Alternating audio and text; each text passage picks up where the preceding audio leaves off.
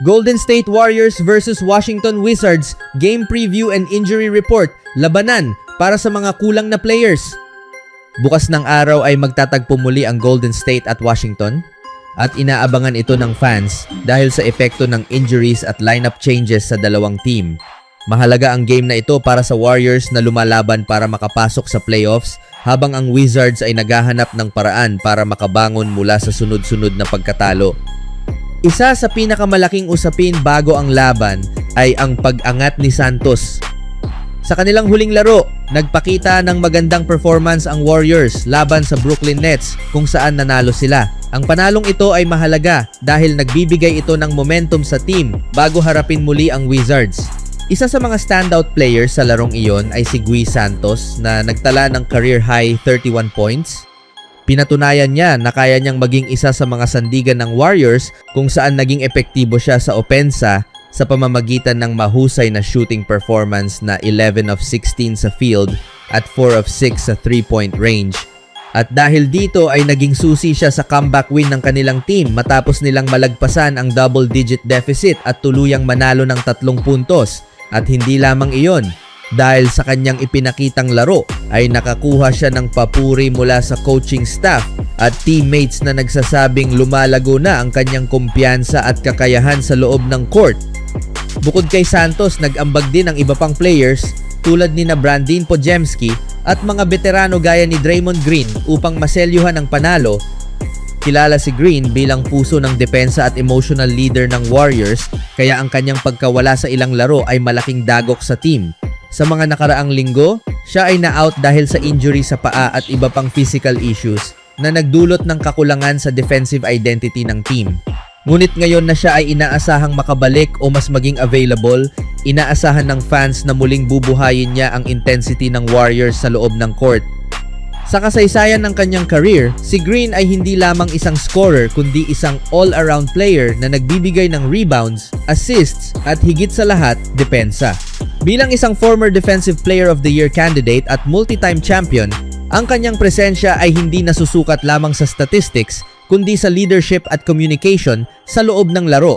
Kaya naman sa pagbabalik niya, inaasahan na magiging mas organisado ang depensa ng Warriors, lalo na laban sa Wizards na may kakayahang makapuntos kahit struggling ang kanilang record.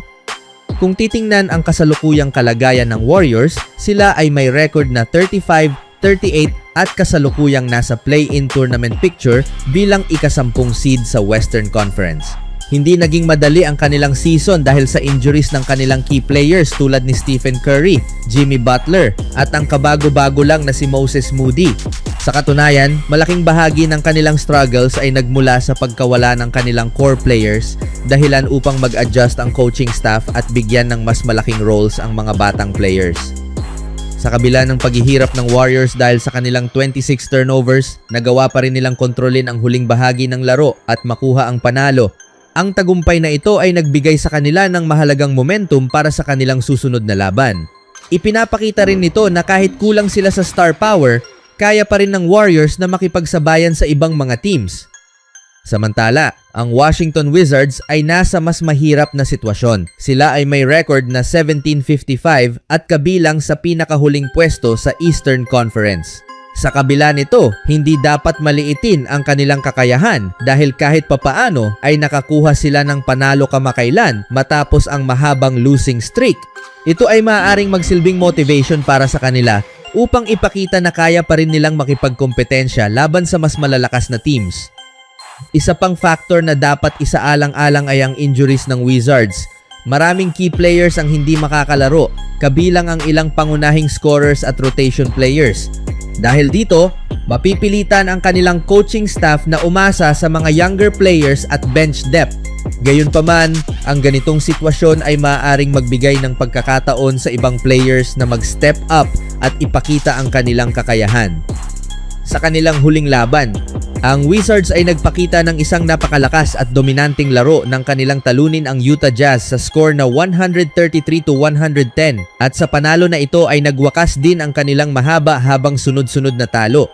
Bago ang larong ito, sila ay nakaranas ng isang 16-game losing streak, isang labis na mahirap na panahon para sa team at sa mga fans. Ang panalo laban sa Jazz ang naging daan para hindi nila maabot ang 17 consecutive loss na para bang simbolo na sila ay muling babangon mula sa nabigat na yugto ng kanilang season. Sa mismong laro, agad nilang kinontrol ang laban. Mula sa pagsisimula pa lamang, nakakuha sila ng malaking lead at nagtapos ang first half ng laro na may score na 72-45 pabor sa Wizards.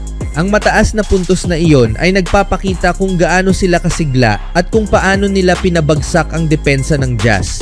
Isa sa mga pangunahing star nila sa araw na iyon ay si Julian Reese na gumawa ng isang napakalakas na performance. Siya ay nagtapos ng laro na may 26 points at 17 rebounds na nagpapakita ng kanyang dominance hindi lamang sa opensa kundi pati sa rebound game na mahalaga sa pagkuha ng second chances at pagbibigay pressure sa kabilang team.